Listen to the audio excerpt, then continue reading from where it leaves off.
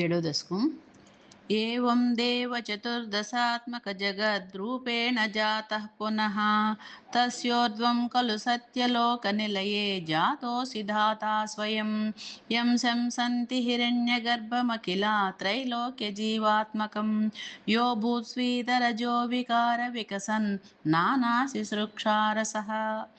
सोऽयं विश्वविसर्गदत्तहृदयः सम्पश्यमानः स्वयं बोधं कल्वनवाप्य विश्वविषयं चिन्ताकुलस्तस्तिवान् तावत् त्वं जगतां पते तपतपेत्येवं हि वैहायसीं वाणीमेन मसी स्रवः श्रुतिसुखां कुर्वंस्तपः प्रेरणां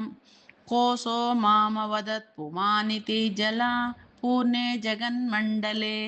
दिक्षु द्वीक्ष किमप्यनीक्षितवता व्याख्यार्धमुत्पश्यता दिव्यं वर्षसहस्रमात् तपसा तेन त्वमाराधितः तस्मै दर्शितवानसि वानसि स्वनिलयं वैकुण्ठमेकाद्भुतं माया यत्र कदापि नो विकुरुते भाते जगद्भ्यो बहिः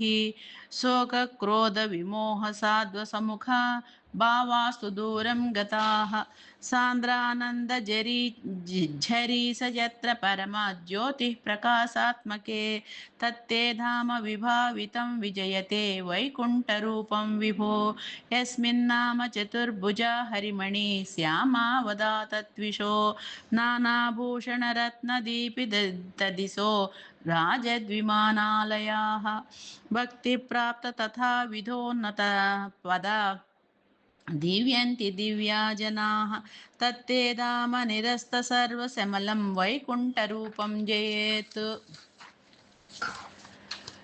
नानादिव्यवधूजनैर्वभिवृता विद्युल्लतातुल्यया विश्वोन्मादनहृद्यगात्रा लतया विद्योतितास्यान्तरा त्वत्पादाम्बुजसौरभैककतुका लक्ष्मी स्वयं लक्ष्यते यस्मिन् विस्मय दिव्य विभवं तत्ते पदं देहि मे तत्रैवं प्रतिदर्शिते निजपदे रत्नासनाध्यासितं भास्वत्कोटिलसत्किरीट किरीटकटका द्याकल्पदी प्राकृति श्रीवत्साङ्कितमातकौस्तुभमणि छायारुणं कारणं विश्वेषां तव रूपमैक्षत विधि सत्ये विभो भातु मे कालाम्बोधकलाय कोमलरुचि चक्रेण चक्रं दिशाम् आवृण्वानमुदारमन्दहसि प्रसन्नाननं राजत्कम्बुगधारि पङ्कजधरा श्रीमद्भुजामण्डलं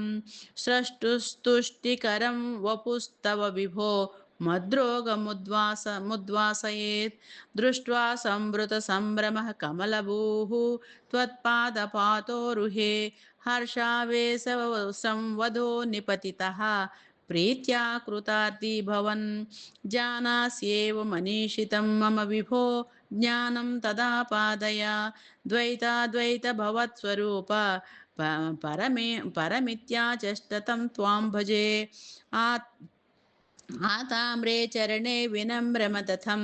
हस्तेन हस्ते स्पृशन् बोधस्ते भविता न सर्गविधिभिर्बन्धोऽपि सञ्जायते